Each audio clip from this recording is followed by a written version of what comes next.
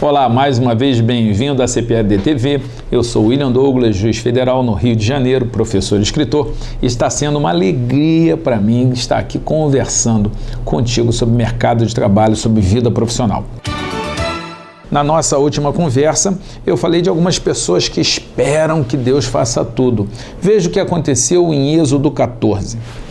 O povo de Israel tinha fugido do Egito, estava saindo, estava de frente para o Mar Vermelho e estava sendo perseguido pelo exército de Faraó.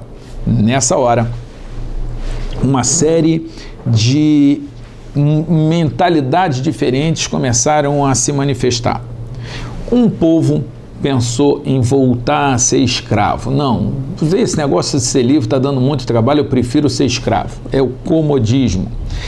Outro povo pensou em suicídio, olha só que absurdo. Esse é o pessoal que desiste. E teve um povo que ficou reclamando de Moisés. E é muito ruim quando você tem que liderar com pessoas reclamando. Tem muita gente que reclama demais e faz muito pouco. Então, eram atitudes ruins. Moisés fez diferente. Moisés disse o seguinte: não temais. Eu estou lendo Êxodo 14, verso 13.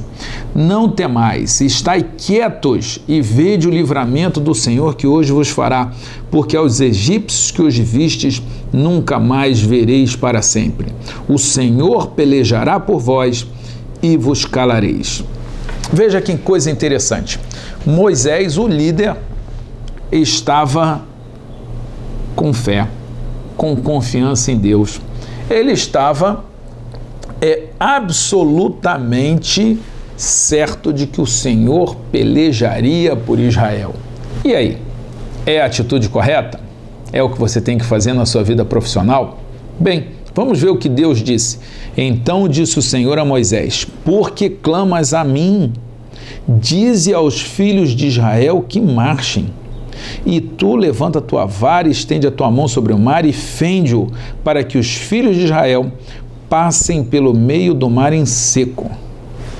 Olha que coisa interessante. Um povo estava fazendo tudo errado. E teve um cara, Moisés, que falou: vamos confiar em Deus, vamos orar. E Deus deu uma bronca nele. Moisés, o líder, um bom líder, olha, a gente está falando de Moisés, falou: ficai quietos. Deus falou o quê? Ficar quieto o quê? Orar o quê? Por que clamas a mim, Moisés? Diz ao povo de Israel que marche. E é o que eu quero dizer para você hoje. A gente precisa orar, claro. A gente precisa confiar, claro. Saber que Deus peleja por nós, claro. Mas, meu amigo, Deus fala: marcha em direção ao mar, porque quando você marcha em direção ao mar e você está com Deus, você está cumprindo o propósito de Deus, o mar vai se abrir. Então, para você que fica aí esperando que Deus faça tudo, desculpe, você está igual o Moisés e nesse momento ele estava errado. Ele achou que era para ficar quieto e esperar Deus fazer tudo. E Deus disse: olha, negativo, está na hora de você marchar. Então, eu espero que você que está aí participando dessa conversa, marche, que vá em direção ao mar, que confie na companhia, na proteção de Deus, mas que faça a sua parte. Pois bem, nós estamos falando dos erros que normalmente cometem aqueles que, querendo servir a Deus, vão para o mercado de trabalho. Tem outro problema que acontece muito: as pessoas que ficam repetindo máximas de autoajuda. O que eu quero me referir quando eu falo nisso? Tem muita gente que fala assim: tudo posso naquele que me fortalece. Gente, isso é texto bíblico, está lá em Filipenses 4,13. Isso é um texto maravilhoso. Só que eu já vi alguém, uma pessoa, que não estudou nada para o vestibular e na véspera do vestibular eu perguntei como é que estava, ele disse assim: não estudei nada, mas estou indo com fé a fazer essa prova, porque tudo posso naquele que me fortalece. Eu falei assim: olha, você me perdoa, mas esse versículo não se aplica a isso não. Vai lá ler o versículo. O versículo diz que a gente pode passar por fome, por frio, por privação, que nada vai nos afastar de Jesus. Tudo posso passar por tudo, mas não é esse tipo de usar Deus como remédio, como remendo para a própria irresponsabilidade. Então, você toma cuidado para não usar o versículo como se tivesse um poder mágico. Quantas pessoas falam assim, não, mas Deus é fiel. Não, eu não estudei para a prova, mas Deus é fiel. Não, eu fiz alguma coisa errada, mas não vou ser preso porque Deus é fiel. Peraí, Deus é fiel à palavra dele. Deus dá uma série de referências. Então você toma cuidado, porque a gente ouve, por exemplo, isso é muito comum, as pessoas falam demais, eu fico nervoso quando eu ouço isso. Deus não escolhe os capacitados, Ele capacita os escolhidos. Peraí, Deus capacita quem Ele quiser, na hora que Ele quiser. Deus, inclusive, fez a mula falar lá com Balaão. A questão é que muito crente usa esse tipo de conceito para justificar não se capacitar. Vocês me perdoem, mas quando Deus escolheu Davi e Davi derrubou Golias, Davi já tinha enfrentado um leão e um urso. Quando ele procurou lá Daniel já era um homem estudioso. Se você começar a olhar ao longo da Bíblia, Deus procura pessoas capacitadas. Se a pessoa não é capacitada e Deus quer usar, Ele vai usar, Ele vai capacitar. Mas Deus procura. Quem foi Paulo? Deus usou Paulo como usou Paulo, porque Paulo era um estudioso, estudou aos pés de Gamaliel.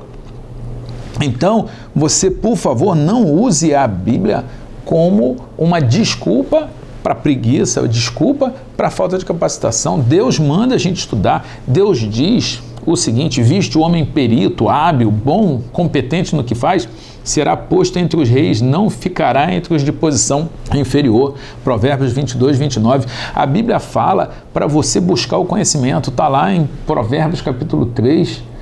Busca o conhecimento. Eu vou ler para você. Bem-aventurado o homem que acha sabedoria e o homem que adquire conhecimento, porque melhor é a sua mercadoria do que a mercadoria de prata e a sua renda do que o ouro mais fino. Mais preciosa é a sabedoria do que os rubis, e tudo que se pode desejar não se pode comparar a ela. Aumento de dias é na sua mão direita e na sua mão esquerda riquezas e honra. Os seus caminhos são caminhos de delícia e todas as suas veredas paz. Você, por favor, nunca entre nessa lógica de eu não preciso me capacitar. A Bíblia manda você se capacitar. A Bíblia manda você dominar. Está lá o mandato cultural, lá em Gênesis. A Bíblia manda você buscar o conhecimento. E aonde que a gente busca esse conhecimento?